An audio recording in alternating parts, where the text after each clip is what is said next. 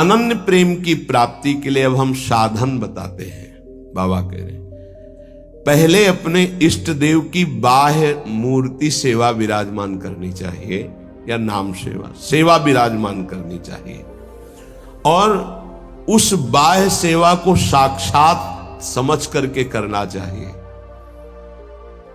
साक्षात समझकर, साक्षात विराजमान है ऐसा भाव।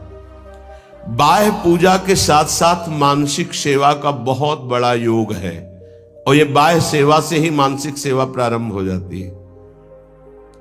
सेवा तभी पूर्ण होती है जब आप पहले उसका चिंतन करेंगे। चिंतन नहीं करेंगे तो सेवा पूर्ण नहीं होगी, वास्तविक सेवा सही नहीं हो पाएगी। पहले आज श्री जी को कौन सा पोशाक धारण कराना है, कौन सी पत्रावली करनी है, और कैसे केशपाश समा, आज कौन से कुंडल, अच्छा ऐसे कुंडल, ऐसे ऐसे, और आज भोग में क्या क्या, ये भोग में ऐसे श्री जी यहाँ विराजमान होंगी, ऐसे होगा, ऐसे छत्र होगा, ऐसे भोग लगेगा। पूरी मानसिक चिंतन होता है, फिर वो सेवा प्रगट में होती है। तो प्रगट सेवा ही मानसिक सेवा में पहुंचा देती है। पूज्य बाबा कह रहे गोपीजनों की तरह प्रेम प्राप्ति के लिए सबसे पहले अपने इष्ट का चयन और इष्ट की अनन्यता।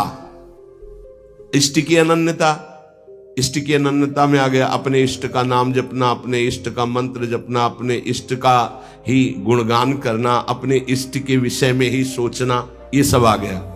फिर इष्ट के श्री विग्रह की, मूर्ति की, छवि की, नाम की सेवा विराजमान करना। और जैसे गृहस्थ है तो जितने याम कर सके, जितना कर सके, लेकिन अगर विरक्त है तो 8 पहर की सेवा। हमारे पास और कोई काम नहीं, हमारी जिम्मेवारी है 8 पहर की सेवा। बाह्य पूजा, मानसिक पूजा, दोनों साथ साथ चलती हैं उपासक की। ध्यान दे करके अगर आप सेवा करोगे तो देखोगे आपकी मानसिक सेवा होगी। आज वो वाली नथ पहनानी है, वो ऐसे धारण करानी है, हाँ आज इस रंग की पत्रावली, इस रंग की चोली, इस रंग के ऊपर चुनरी, और इस रंग का लहंगा, और ऐसे ये जो हो रहा है ना, ये मानसिक सेवा हो रही है, बहुत बड़ी चीज हो रही है। देखो आप लोग जो चिंतन करते, आज फूल बंगला ऐसे बनाना है, आज ऐसे, बहुत बड़ी सेवा हो रही। आज श्री जी की रसोई, ये मानसिक जो सेवा, और बहुत जोर की सेवा, प्रगट सेवा का फल है मानसिक सेवा, और मानसिक सेवा ही सिद्धावस्था को प्रदान करती है। ये बात ध्यान दीजिए। और जो इष्ट का नाम मिला है वो केवल जबान से ही नहीं, चिंतन के साथ होना चाहिए।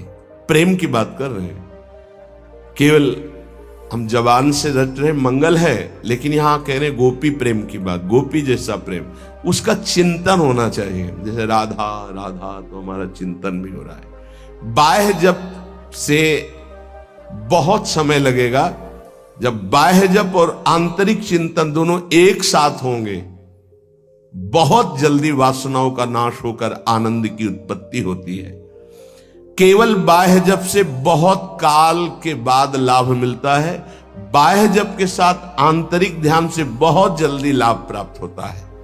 इष्ट देव का चयन, इष्ट देव की अनन्यता, इष्ट देव की प्रगट सेवा, मानसिक सेवा, और इष्ट देव का नाम ध्यान सहित जप, और इष्ट देव के ही गुणों का चिंतन करना। हमारी श्री जी का ऐसा स्वभाव, हमारे लालजू का ऐसा स्वभाव, उन्हीं की तरफ चिंतन करना। अन्य सब संबंध चिंतन को छोड़ना गोपी प्रेम की प्राप्ति है। महाराज जी सुनते हैं श्री सुखदेव जी का वैराग्य बहुत तीव्र और उच्च कोटि का था। क्या ऐसा कोई साधक वैराग्य नहीं धारण कर सकता? इस कोटि का वैराग्य क्या साधु के अंदर, साधक के अंदर नहीं आ सकता? निश्चित आ सकता है, पर ये सकामी साधक के अंदर नहीं, विषयी साधक के अंदर नहीं। जो निष्काम भाव से दृढ़ निश्चयी है कि केवल शरीर पोषण के लिए वस्त्र और भोग आदि, जो प्रारब्धवशात, कोई चाह नहीं, उसके हृदय में तीव्र वैराग्य जागृत होता है।